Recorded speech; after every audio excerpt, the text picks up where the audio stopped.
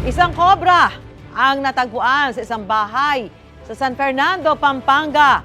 Tila handa na ngang manuklaw ang kobra na yan nang makita sa kusina ng bahay sa Barangay San Juan. Kwento ng residente, naghuhugas siya ng plato nang makapasok ito sa kanila. Agad siyang humingi ng tulong sa barangay pero hindi na naabutan ang kobra. Sa tansya nila, nasa 5 talampakan ng haba at nasa 2 pulgada ang lapad ng kobra. Wala namang naiulat na natuklaw. Hindi daw ito ang unang beses na may nakitang kobra sa kanilang lugar. Nananawagan ang kanilang barangay sa mga cobra hunter para mahuli at mailayo ang kobra para maiwasang may matuklaw. Gusto mo bang mauna sa mga balita?